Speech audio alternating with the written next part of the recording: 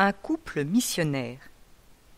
La béatification comme la canonisation de Louis et Zélie ont eu lieu à une date significative, le 19 octobre 2008 et le 18 octobre 2015, en la journée mondiale des missions. La mission propre des époux est de transmettre la vie et d'éduquer leurs enfants dans la foi. Nous avons vu comment les parents Martin s'en acquittent, mais ils peuvent être appelés missionnaires dans un sens encore plus large. Louis et Zélie croient profondément que toute personne qu'ils rencontrent leur est envoyée par la Providence. S'il en est besoin, ils l'aident autant qu'ils le peuvent, imitant ainsi le Christ qui guérissait les malades avant de leur parler du royaume des cieux. La charité des Martins ne se limite pas à un pourcentage prélevé sur le budget et envoyé à des associations. Non, Louis et Zélie donnent de leur personne, n'hésitant pas à se déranger. Les exemples en ce sens abondent. Un jour, Louis rencontre une famille à la rue. Il les amène chez lui, Zélie les nourrit et parle avec eux, pendant que Louis s'emploie à trouver un métier au père. Après avoir retrouvé une vie normale grâce aux bons soins des Martins, la famille leur envoie en reconnaissance un petit couplet pour la naissance de Thérèse. « Bouton qui vient d'éclore, tu seras rose un jour. » On ne pouvait mieux dire. Louis ne craint pas, à plusieurs reprises, de séparer des hommes qui se battent au couteau. Excellent nageur, il sauve également plusieurs personnes de la noyade. Pompier improvisé, quand l'alarme à incendie retentit, il sauve un jour une vieille dame des flammes. Connaissant sa propension à l'héroïsme, sa famille s'inquiète quand cet homme si ponctuel est en retard. Dans quelle aventure potentiellement dangereuse s'est-il encore jeté? Avisant un malheureux clochard qui tend la main sans succès dans une gare, Louis retire son chapeau, y verse une somme généreuse et fait le tour des voyageurs, mendiant à la place du mendiant. Il ne réserve pas son aide aux pauvres les plus présentables. Alors qu'il voit un jour effondrer dans la rue un ouvrier soûl dont les passants se détournent, Louis le relève et le ramène chez lui, puis retourne le voir le lendemain pour discuter avec lui et le dissuader de recommencer. Zélie n'a rien à lui envier. À l'égal de mon père, écrit Céline, elle était d'une grande charité pour les pauvres, dans leur détresse quelle qu'elle fusse, et cela sans jamais craindre sa peine, ni mettre des bornes à sa générosité. J'ai vu souvent à la maison des malheureux qu'elle hébergeait et auxquels elle donnait de l'argent. Zélie voit un jour dans le train une femme avec ses enfants encombrés de multiples sacs. Non seulement elle l'aide pendant le trajet, mais encore elle la raccompagne jusque chez elle, ne rentrant rue Saint-Blaise qu'à minuit. C'est l'occasion de faire une bonne plaisanterie à son mari. Quand lui vient chercher son épouse à la gare, il la décharge des paquets de l'autre femme et se retrouve stupéfait avec un bébé dans les bras. Je lui dis alors que j'ai trouvé une petite fille et que je l'emportais chez nous. Il n'avait pas l'air trop content. Une autre petite aventure nous donne à voir le caractère droit et généreux de Zélie. En 1875, après son échec comme pensionnaire à la Visitation, Léonie prend des cours particuliers auprès de 2 religieuses vivant à Alençon. Elles élèvent chez elle une enfant, Armandine, pour laquelle elle ne cesse de solliciter des dons. Assez vite, Zélie soupçonne que la petite est mal nourrie et lui fait parvenir chaque jour par Léonie un bon goûter, proposant même aux religieuses de prendre en charge ses repas. Puis elle découvre qu'Armandine est également maltraitée. J'étais si indignée que je ne voulais pas prendre le temps de souper. Elle recherche aussitôt la mère de l'enfant. Zélie écrit aux 2 religieuses pour leur faire part de sa révolte, mais elle se heurte à 2 manipulatrices, dont l'une se rend alors chez les Martins. Zélie, fine psychologue, raconte. Elle est arrivée avec une amabilité que je ne pourrais vous décrire. Elle m'a assuré, en essayant de pleurer, que, si je l'avais crue une sainte, elle voulait s'humilier devant moi et me détromper. Cela a duré un quart d'heure sur le même ton. J'ai repris « Mais, ma sœur, vous tenez le langage d'une sainte, les saints n'ont pas mieux parlé que vous. » Sa figure rayonnait, elle croyait m'avoir subjuguée par son humilité et que j'allais me jeter à ses pieds. J'ai continué. « Alors, ma sœur, vous vous repentez de ce que vous avez fait endurer à l'enfant ?» Son visage prit alors une expression farouche, et elle me déclara qu'aucune de mes accusations n'était vraie. Je lui répondis froidement, sans me fâcher, que tout ce dont je l'avais accusée dans ma lettre était la vérité. Et elle partit en concentrant sa fureur comme elle le pouvait. Zélie ne se laisse pas subjuguer par l'habit religieux. L'habit ne le fait pas le moine, et elle apprend que ces deux religieuses n'en sont pas. Chassées de leur dernière paroisse, elles avaient pris l'habit sans aucun droit, et se servaient d'Armandine pour assurer leur propre confort. Malheureusement, Zélie est la seule à voir clair dans leur jeu, et les deux fausses religieuses, jouant les saintes persécutées, commencent à faire courir les pires bruits sur elle. La maman d'Armandine, prévenue, arrive alors et raconte à Zélie. « Je viens de chez les sœurs, j'ai pris mon enfant et j'ai voulu l'emmener. Comme j'étais sur le seuil de la porte, elles ont ouvert leurs fenêtres et ont crié « Au secours, à la voleuse d'enfants !» Il s'est fait un rassemblement, et 4 hommes robustes ont arraché la petite de mes mains, tandis que les sœurs vomissaient un flot de sottises à votre adresse, madame, et à la mienne. Après une dernière tentative pour les ramener à la raison, une nuit d'insomnie et une longue prière, Zélie doit se résoudre à se rendre au bureau de police, accompagnée de Louis et de la pauvre mère. Démarche pénible pour Zélie, qui n'est pas très à l'aise en public et n'aime guère les conflits. Les sœurs de leur côté ont auparavant terrorisé Armandine pour la faire taire, lui ont fait boire de l'alcool pour lui donner bonne mine, et font leur plus beau cinéma au commissaire, qui commence à prendre leur parti. Je me voyais sur le point d'être accusé d'imposture. On m'aurait saigné aux 4 membres. Je ne crois pas qu'il en serait sorti une goutte de sang. Écrit Zélie, qui croit qu'on va la mettre en prison. Elle a alors l'idée judicieuse de demander à être entendue à part avec Armandine. Libérée du regard de ses tortionnaires, la petite avoue tout ce qu'elle a subi. Zélie est soulagée. Les fausses sœurs, à l'indignation générale, explosent en injures hystériques contre Zélie. Louis la soutient, le commissaire s'interpose, et l'affaire se termine au mieux. La petite est rendue à sa mère. Tout le monde est édifié par le comportement de Zélie, qui, elle, voit dans tout cela moins son œuvre que celle de Dieu, qu'elle avait ardemment priée. Le bon Dieu, comme je le crois, a mis la main à cette affaire.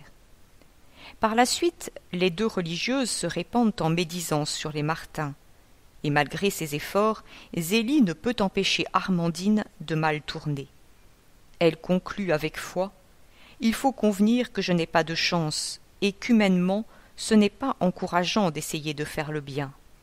Si seulement cette malheureuse affaire me valait un regard miséricordieux du ciel, je me trouverais assez payée. » Par nature, Zélie aime à ce qu'on reconnaisse ses efforts et est très sensible aux remerciements. Elle avoue que bien souvent, elle n'en reçoit pas des gens qu'elle aide, mais plutôt que de s'en aigrir, en profite pour se tourner vers le ciel. C'est pour Dieu qu'elle travaille, non pour être remerciée. Louis et Zélie le savent, l'aide la plus précieuse qu'on puisse apporter est davantage spirituelle que matérielle. Le salut des âmes est leur priorité, et la prière leur meilleure arme. L'indifférence religieuse les attriste profondément, et ils témoignent sans complexe de leur foi. Louis est ainsi un jour invité à une réunion où l'on fait tourner les tables. Il s'y rend, mais pas par curiosité. Quand on le presse de se joindre à l'expérience, il refuse catégoriquement et se met à prier intérieurement. La table ne bouge pas d'un pouce ce soir-là, ce dont certains l'accusent, pendant que d'autres, touchés par son attitude, tirent leçon de l'événement. Une intention leur tient particulièrement à cœur. C'est la conversion des pécheurs au seuil de la mort, car ils ne doutent pas de l'enjeu. Entendent-ils parler par Isidore d'un jeune homme qui va mourir impénitent? Toute la famille est mise à contribution. On prie, on offre une messe, on confie l'affaire à saint Joseph. Zélie fait une neuvaine. Et le jeune homme de demander les sacrements quelques heures avant le grand passage. Le cas est loin d'être isolé. Les époux Martin conspirent pour procurer à tous les agonisants du quartier l'assurance des derniers sacrements. Il n'est pas rare de voir Louis apporter le saint viatique dans une maison dont sa charité a depuis bien longtemps ouvert les portes. Quand une voisine non pratiquante s'apprête à mourir, Zélie en est bouleversée. Mon Dieu, que c'est triste une maison sans religion. Comme la mort y paraît affreuse. J'espère que le bon Dieu va prendre cette femme en pitié. Elle a été si mal élevée qu'elle est bien excusable. Elle lui fait donner l'extrême-onction tout en prenant les 2 enfants de la mourante chez elle. Ses prières sont exaucées. Fernande m'a dit que sa mère avait prié jusqu'à la fin. Le bon Dieu lui aura fait miséricorde. Zélie se met alors à prier pour les orphelines de la pauvre femme, pendant que Louis s'occupe lui-même de toutes les déclarations. Par leurs témoignages, leurs prières et leurs actes, Louis et Zélie s'attachent ainsi à annoncer la bonne nouvelle à ceux qu'ils rencontrent. Mais leur élan missionnaire les conduit plus loin. Ils rejoignent les intentions de l'Église universelle. Chaque année, Louis fait un don généreux aux œuvres pontificales missionnaires, et ils suivent avec attention la grande aventure des missions qui se vit à leur époque. C'est par la prière qu'ils y participent. Zélie, par exemple, est inscrite à une association de prière pour la conversion des orientaux. Les époux Martin avaient rêvé d'avoir un fils non seulement prêtre, mais missionnaire. Dieu se plaira à combler ce désir à sa manière habituelle, c'est-à-dire inattendue et au-delà de toute espérance, en faisant de leur fille la patronne des missions. Chapitre 7. Le temps des épreuves. À partir de 1866, peut-être à cause de son cancer naissant, Zélie ne peut plus allaiter ses enfants. Les Martin sont alors obligés de les mettre en nourrice. Trouver une femme capable d'allaiter leur bébé et de bien s'en occuper n'est pas une mince affaire. Les journaux de l'époque relatent les histoires fréquentes de nourrices indignes qui laissent dépérir les enfants. On comprend mieux dès lors les recherches approfondies auxquelles Louis et Zélie se livrent pour découvrir la perle rare. Ils finissent par la trouver en la personne de Rose Taillé, une bonne fermière habitant Sémalé à 8 kilomètres d'Alençon. Elle s'occupera des 2 Joseph, de Céline et de Thérèse. La distance n'est pas un problème pour des parents soucieux de la survie et du bien-être de leurs enfants. Aussi parcourent-ils souvent à pied les 16 voire 32 kilomètres quand un petit est malade. Vous pensez bien que je n'ai pas été longue à m'habiller, et me voilà en route pour la campagne, par la nuit la plus froide, malgré la neige et le verglas. Je n'ai pas demandé à mon mari de venir avec moi, je n'avais pas peur. J'aurais traversé seule une forêt, mais il n'a pas voulu me laisser partir sans lui. Cette séparation d'avec leur bébé est un crève-cœur, et on imagine les sentiments de Zélie le jour où Thérèse ne semble pas la reconnaître et ne s'arrête de hurler qu'une fois dans les bras de sa nourrice. Ces pénibles séparations en préfigurent une autre, plus douloureuse. En 3 ans, les Martin vont enterrer 5 des leurs, le père de Zélie et 4 enfants. La première mort à laquelle ils doivent faire face est celle de leur petit Joseph, né en septembre 1866. Ce premier garçon fait le bonheur de ses parents, et Zélie s'imagine déjà en train de coudre, en point d'Alençon, sa future aube de prêtre. Mais, en dépit des bons soins de Rose Taillé, il meurt d'entérite 5 mois plus tard. Le seul document conservé sur ce terrible événement est la réponse de sœur Marie d'Osité à l'annonce du décès, que des chrétiens de la Pointure des Martins pouvait entendre. « Chère sœur, comment te consolerai-je ? Dieu nous l'a donné, il nous l'a ôté. Son saint nom soit béni. Ce matin, à la Sainte Communion, comme je priais notre Seigneur de nous laisser ce pauvre petit, que, du reste, nous ne voulions élever que pour sa gloire et pour la conquête des âmes, il m'a semblé intérieurement entendre cette réponse, qu'il voulait les prémices et te donnerait plus tard un autre enfant qui serait tel que nous les désirons. Semblant répondre à cette prière, un second garçon, lui aussi prénommé Joseph, né en décembre 1867. Lui aussi doit être envoyé en nourrice et meurt en août de l'année suivante.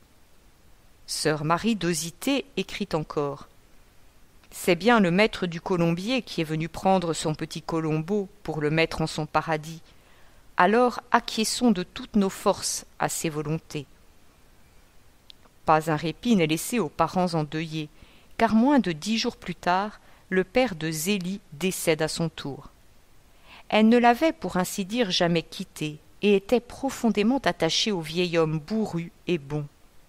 Elle écrit alors « J'ai le cœur brisé de douleur et en même temps rempli de céleste consolation. » Réaction qu'éclaire le beau texte de Madeleine Delbrel. La mort, elle s'apprend à chaque arrachement définitif des bien-aimés, car, même quand la foi et l'espérance réunies, et même notre charité pour eux, affirment notre joie de les savoir rendus, nous restons avec notre sang qui proteste, avec notre chair creusée, lésée, notre chair dont on semble avoir tué un grand morceau, et cette horreur de la terre, du noir et du froid, qui fait pleurer même Jésus. Ainsi Zélie raconte-t-elle. « Samedi, je cherchais mon père partout. Il me semblait que j'allais le trouver. Je ne pouvais me figurer que j'en étais séparée pour toujours. Hier, je suis allée au cimetière. À me voir, on aurait dit « Voilà la personne la plus indifférente du monde. » J'étais à genoux au pied de sa tombe. Je ne pouvais pas prier. À quelques pas plus loin, je m'agenouillais sur celle de mes 2 petits anges. Même indifférence apparente. J'ai parcouru un chemin que j'avais suivi il y a 5 semaines avec mon petit enfant et mon père. Je ne pourrais vous dire tout ce que j'ai éprouvé. Je ne faisais attention à rien de ce qui se passait autour de moi. Je regardais les endroits où mon père s'était assis. Je restais là, debout, presque sans penser. Jamais de ma vie je n'avais ressenti de tels serrements de cœur. En arrivant à la maison, je n'ai pu manger.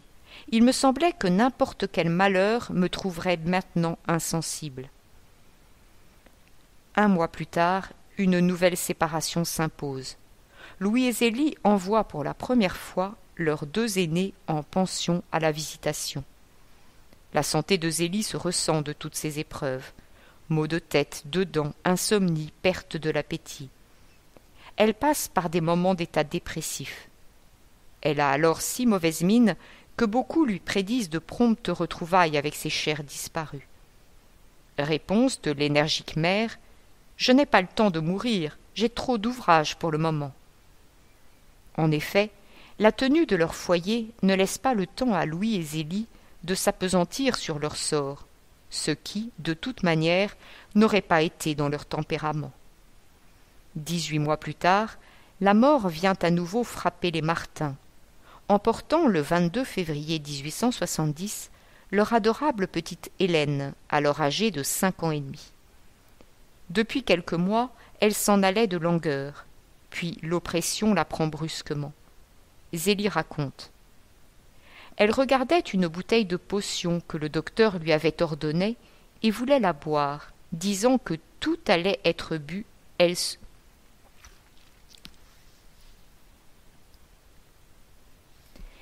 Elle regardait une bouteille de potion que le docteur lui avait ordonnée et voulait la boire, disant que quand tout allait être bu, elle serait guérie.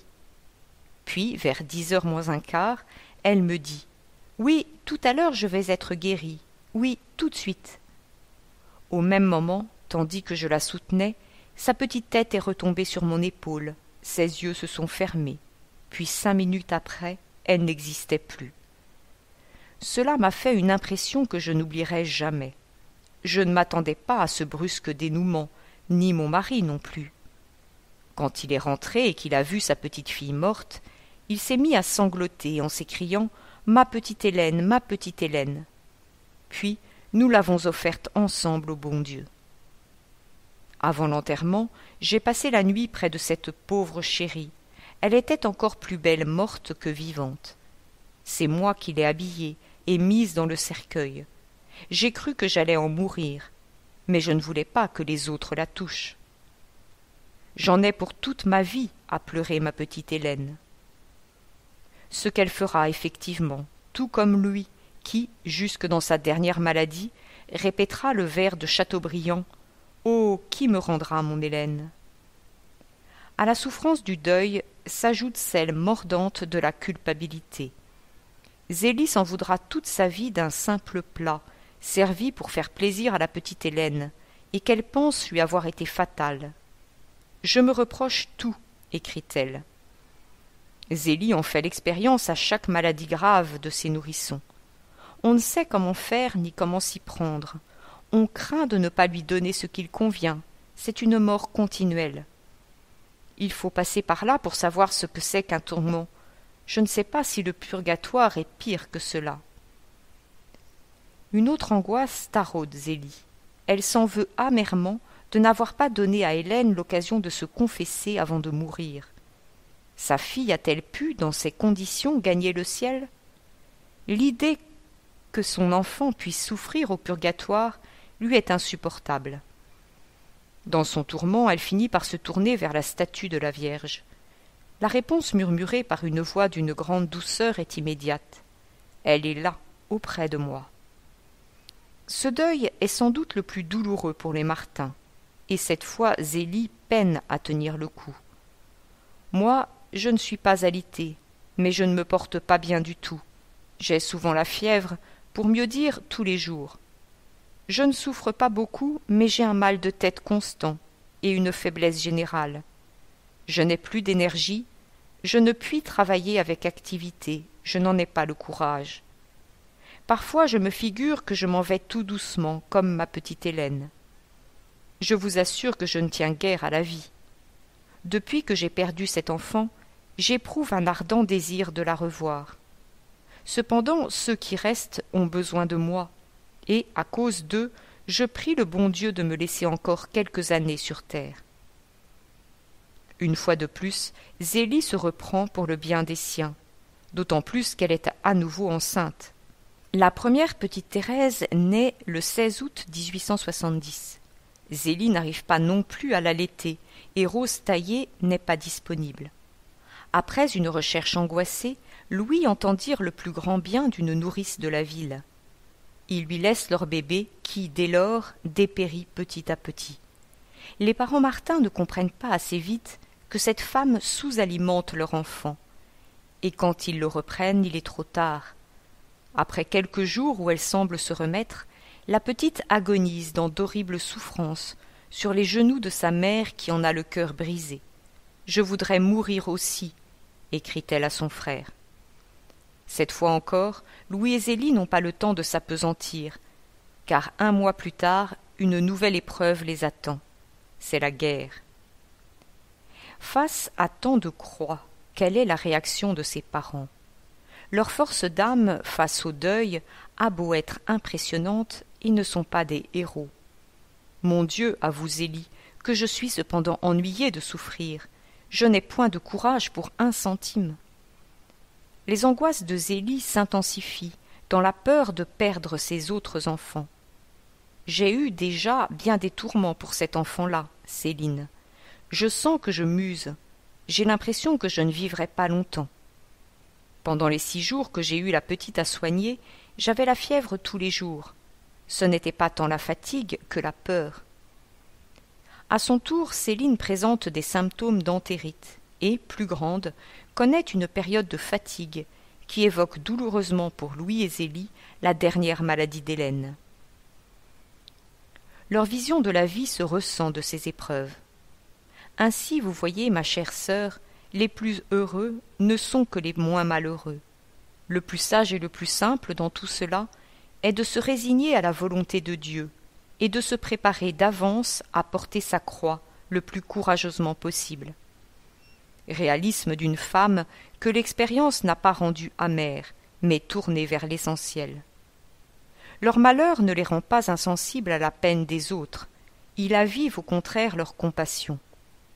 Quand Isidore et Céline perdent leur petit Paul, Louis et Zélie pleurent avec eux cet enfant, comme s'il avait été le leur. Louis a été très sensible à ta peine et en parle sans cesse. Nous repassons dans notre mémoire toutes les souffrances et tous les ennuis que ta pauvre femme a dû subir depuis 6 mois, et nous gémissons sur le triste dénouement. Avec toute la délicatesse et la profondeur que lui donne sa propre expérience, Zélie s'attache ensuite à consoler sa belle-sœur. Comment Louis et Zélie ont-ils pu supporter tous ces deuils sans amertume ni révolte? La réponse se trouve dans leur profonde foi. Au fil des épreuves, ils finissent par élaborer une petite théologie de la souffrance. Louis et Zélie, profondément humbles, savent quelle est leur place en face de Dieu. Ce ne sont pas eux les maîtres de la vie et de la mort. Zélie n'hésite pas à écrire à propos de ses enfants rappelés à Dieu, c'est-à-dire appelés par Dieu. Le bon Dieu est le maître, et il n'avait pas à me demander la permission. Les enfants sont un don et non un dû.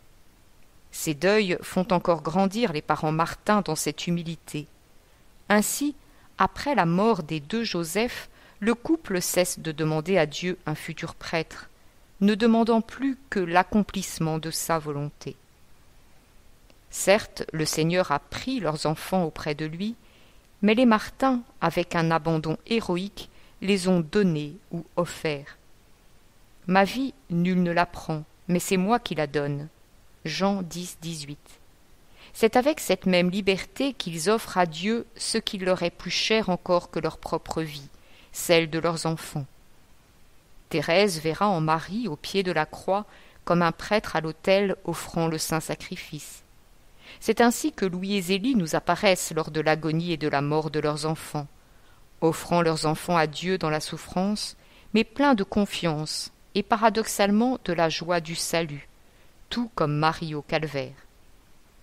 Dans les épreuves, ils reconnaissent la main de Dieu comme seuls peuvent le faire ceux qui lui ont pleinement confié leur vie. La souffrance et la mort ne sont plus alors absurdes, mais, comme le dira leur fille, des coups d'amour. On peine à imaginer ce qu'il faut de foi pour rentrer si pleinement dans les vues de Dieu. Dieu permet les épreuves, sait en faire sortir une grâce et ne cesse d'accompagner ses enfants. Telle est la théologie de la souffrance des Martins, qui n'est autre que celle de l'Église, qu'ils ont profondément vécue et incarnée. Zélie résume après un nouveau deuil. Cependant, mon cher ami, ne murmurons pas, le bon Dieu est le maître, il peut nous laisser, pour notre bien, souffrir tant et plus, mais jamais son secours et sa grâce ne nous feront défaut. Toutes ces souffrances n'ont en rien diminué la confiance de Zélie en son bon père. Revenant sur cette triste période, Zélie ajoute « Dieu n'en donne jamais au-dessus des forces. J'étais cependant accablée de travail et de soucis de toute espèce, mais j'avais cette ferme confiance d'être soutenue d'en haut. » Outre leur confiance en la bonté du Père et de sa providence, l'espérance que leurs enfants morts sont au ciel les soutient. Cette enfant est heureuse et cela me console. Zélie est outrée d'entendre de bonnes âmes lui dire qu'il aurait mieux fallu ne pas avoir d'enfants plutôt que de les perdre. Je ne trouvais pas que les peines et les soucis pouvaient être mis en balance avec le bonheur éternel de mes enfants. Pour Louis et Zélie, les larmes amères, mais pour leurs enfants, le bonheur, c'est la consolation de ces généreux parents. Avec leurs petits anges, ils expérimentent la communion des saints du ciel et de la terre. 5 semaines après la mort du premier petit Joseph, il vient à Zélie l'inspiration de le prier pour Hélène, atteinte d'une dangereuse infection à l'oreille, devant laquelle les médecins sont impuissants. Le lendemain, l'oreille est parfaitement guérie. Louis et Zélie prennent alors l'habitude d'invoquer leurs enfants du ciel et obtiennent d'eux bien des grâces. Chez les Martin, la mort des enfants n'est pas un tabou. Ils sont des membres bien vivants de la famille dont on parle, à qui l'on parle, et que l'on fait participer à la vie familiale en attendant la joie de les revoir au ciel. Ainsi, Thérèse racontera comment, pendant son adolescence, elle s'est appuyée sur l'aide de ses 4 frères et sœurs du ciel, qui jamais ne lui aient fait défaut. On comprend alors comment Zélie, malgré la douleur du deuil, peut parler sans faux semblant du bonheur d'avoir un enfant au ciel.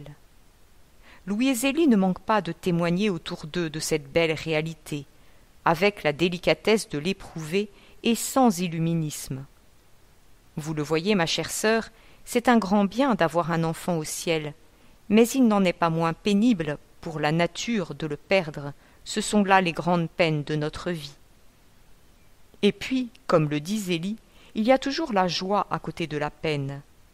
Les Martin ne se replient pas sur leur malheur et savent aussi profiter de la joie qu'ils se donnent l'un à l'autre et de la joie que leur donnent leurs enfants. Aussi, l'ambiance est telle, en dépit des épreuves, souvent bien gaie dans la maison familiale. Le 16 juillet 1870, la France, humiliée par les Prussiens et inquiète de leur volonté d'hégémonie européenne, déclare la guerre à la Prusse. Mais l'armée française est pauvre, mal préparée, mal commandée et inférieure en nombre aux Prussiens. C'est la débâcle.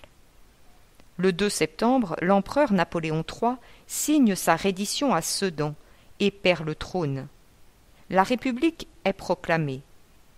Pour les Martin, à une époque où ce régime politique rime encore avec terreur sanglante et anticléricale, ce n'est pas une bonne nouvelle. Longtemps ils craindront un dénouement violent, allant même jusqu'à bloquer leurs capitaux par crainte d'une révolution. L'armée prussienne envahit progressivement la France et finit par arriver près d'Alençon. Le 22 novembre, on la croit aux portes de la ville, et les Martin assistent alors au triste spectacle que l'on reverra 70 ans plus tard. La moitié de la ville part en exode vers l'ouest. Les gens cachent leurs biens et se bagarrent. Dans un premier temps, Zélie réagit très calmement à la perspective de l'invasion. Après toutes les pertes qu'elle vient de subir, elle ne s'effraie plus de rien. Elle raconte même aux Lexoviens, avec humour, des épisodes cocasses. Tel voisin a si bien caché ses trésors dans son jardin qu'il lui faut bêcher toute une après-midi pour les retrouver. Tel paysan à qui on arrache son cochon ne se retrouve qu'avec sa queue dans les mains. Quant à Louis, il lui faut toute l'affection qu'il porte au sien pour le retenir de s'engager dans la contre-offensive. Pour ce fils de militaire courageux et patriote, c'est un renoncement, et il prend tout de même le risque, qui aurait pu lui coûter la vie, d'aller en éclaireur surveiller l'avancée des ennemis. Lorsque les Prussiens arrivent en décembre au Mans, les parents Martin prennent peur pour Pauline et Marie, qui sont toujours à la visitation. Zélie décide alors d'entreprendre le voyage pour les récupérer et arrive dans une région ravagée par la guerre. On ne voit que tristesse et dévastation. J'en ai le cœur serré. Pensant à la situation de sa famille et de son pays, elle ajoute « On est vraiment malheureux comme on ne l'a jamais été. » Début janvier, les Prussiens entrent dans Alençon. « Je ne pourrais pas vous décrire nos anxiétés, » écrit Zélie. Un bombardement les précède, pendant lequel toute la famille se réfugie à la cave. Les obus tombent dans la rue du Pont-Neuf, mais épargnent la maison familiale.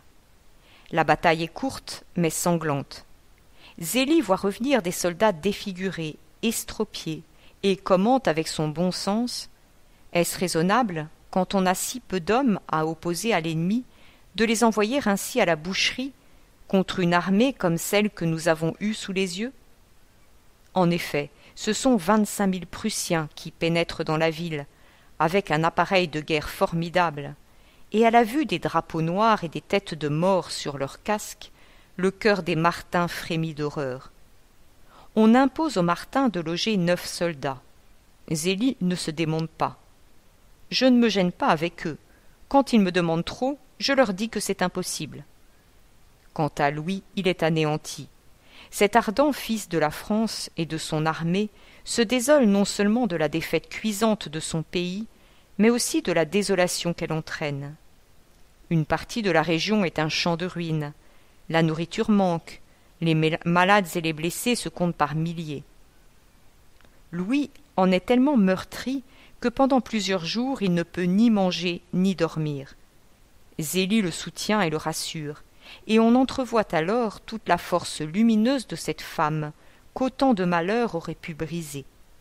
Elle prend le gouvernail de la famille, tout le monde pleure excepté moi, avec la ferme confiance de celle qui ne s'attache pas aux choses de ce monde. Enfin, que voulez-vous?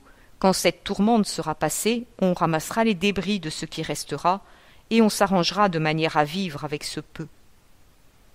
Dans ces circonstances, les Martin allient à leur patriotisme un sens de l'humain excluant toute haine partisane. Remarquant l'air triste d'un des soldats qu'elle loge, Zélie n'hésite pas à lui donner des petites douceurs à manger, et prend le temps de parler avec lui. Louis va demander la grâce d'un autre soldat surpris en train de voler dans sa bijouterie, et qui encourt pour ce fait la peine de mort. Un signe du ciel va ranimer leur confiance en l'avenir du pays. Zélie apprend dans le journal du 17 janvier 1871 la bonne nouvelle qu'elle court annoncer à son mari.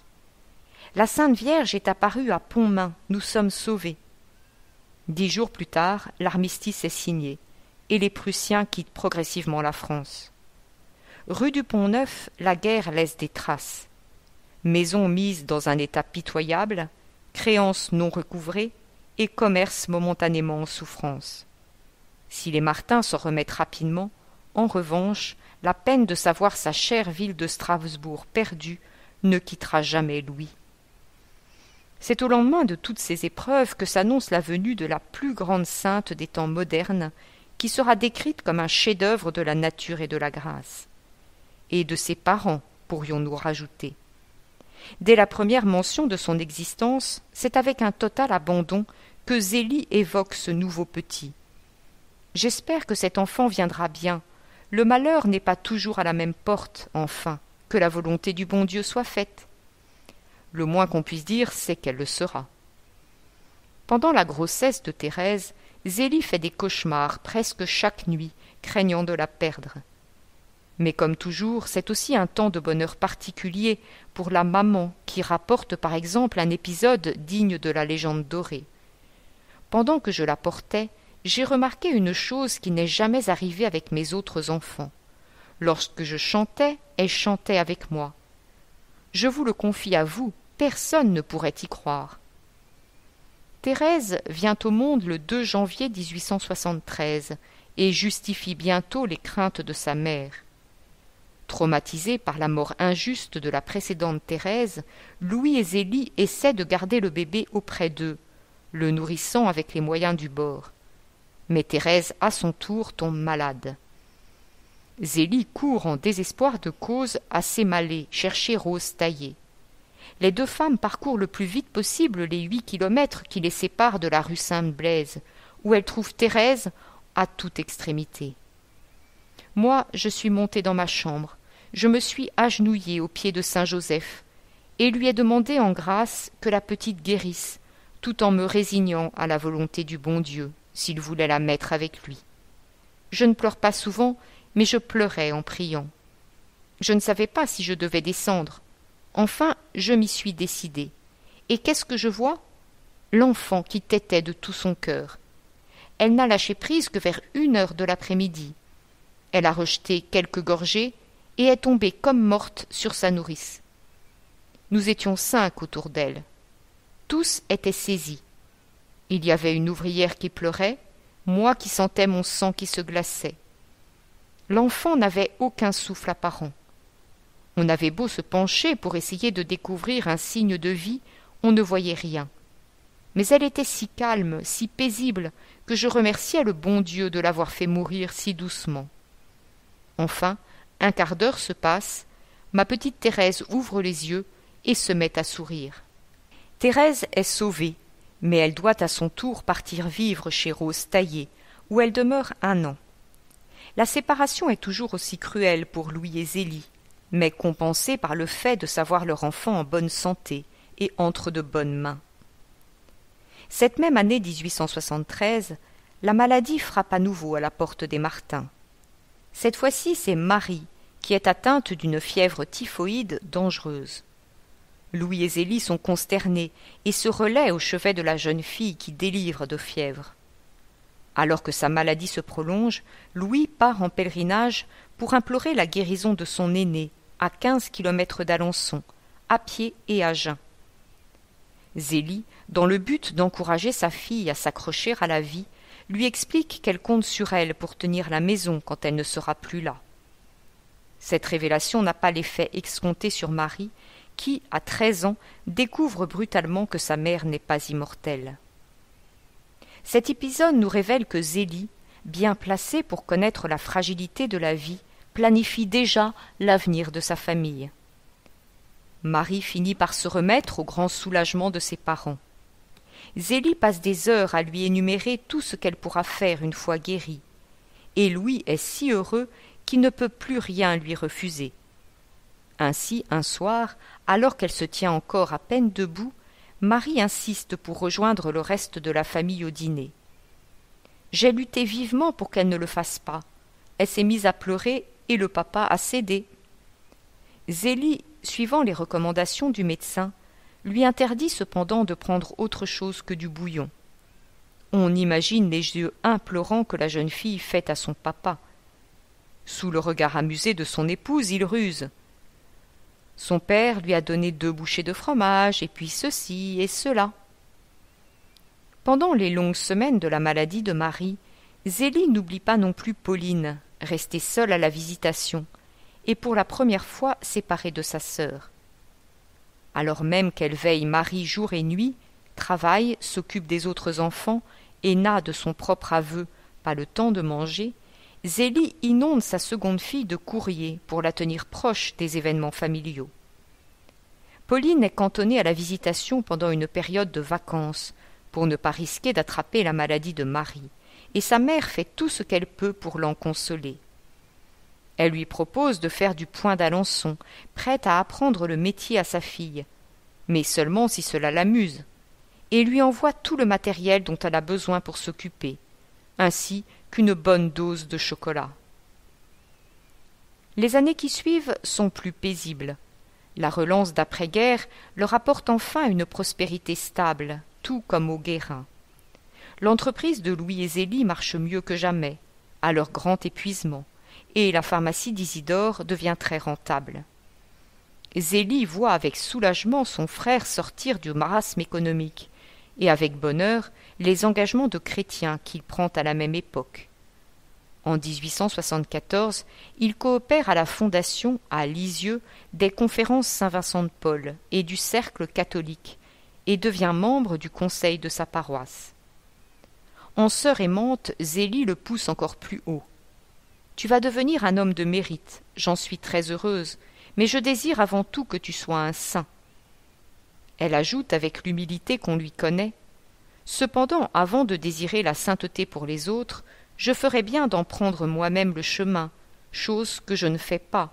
Enfin, il faut espérer que cela viendra. » Marie revient définitivement de pension au cours de l'été 1875 et seconde alors Zélie, qui en profite pour lui transmettre son savoir-faire de maîtresse de maison et de mère, avec pédagogie et douceur.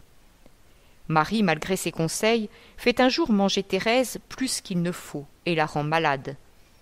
Zélie, qui doit passer la nuit au chevet de la petite, se contente de dire à son aînée que c'est une bonne leçon pour elle. Dans la fougue de sa jeunesse, Marie est parfois trop exigeante avec ses cadettes. Un jour, elle fait vertement remarquer à Céline que si elle ne fait que les sacrifices qui lui plaisent, elle n'a qu'à pas en faire du tout. C'est l'occasion pour Zélie de donner une petite leçon de sagesse maternelle à son aînée. « J'ai dit à Marie qu'elle n'avait pas raison de décourager ainsi, qu'il n'était pas possible qu'une enfant aussi jeune puisse devenir tout à coup une sainte, et qu'il fallait bien lui passer quelques petites choses. Patiemment, providentiellement, pourrait-on dire, Zélie forme celle qui va la remplacer. Derrière l'éducation que Marie va donner à ses petites sœurs, à Lisieux, on reconnaîtra la main ferme et douce de Zélie. Pour l'instant, en tout cas, Marie aide grandement sa mère. Zélie peut travailler tranquillement pendant qu'elle s'occupe de Céline et de Thérèse. La mère surchargée commence à voir son fardeau s'alléger et espère en des jours meilleurs, quand Pauline reviendra à son tour. Je fais des châteaux en Espagne, je rêve de bonheur et de paix. Tel est le rêve de Zélie, profiter de sa famille enfin réunie. Mais, et ce seront ses derniers mots écrits, le bon Dieu veut que je me repose ailleurs que sur cette terre.